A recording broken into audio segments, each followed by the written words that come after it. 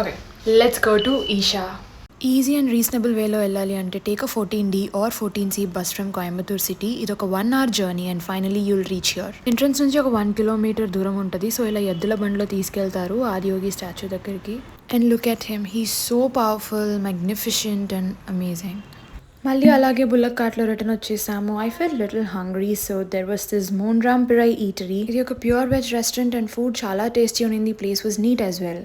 ఇప్పుడు Isha yoga centre లోపల ఎంత అద్భుతంగా ఉంటుందో చెప్తాను.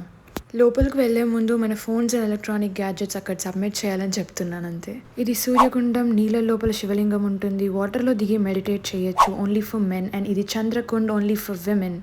మీరు వెళ్తే పక్కా ఇవి ఎక్స్పీరియన్స్ చేయండి.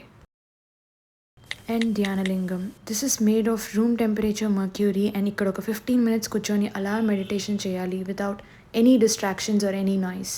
ధ్యానలింగం డూమ్ వెనకాల త్రిమూర్తి ప్యానెల్ ఉంటుంది. The most powerful and my favourite place Linga Bhairavi. ఇక్కడ అమ్మవారు లింగం ఫామ్లో ఉంటారు అండ్ ఆడవాళ్ళే పూజారులుగా ఉంటారు. She is so divine, I can't even explain. Lastly 7:30కి ఆదియోగి దివ్య దర్శనం స్టార్ట్ అవుతుంది. మీరు వెళ్తే please do not miss this. నమస్కారం.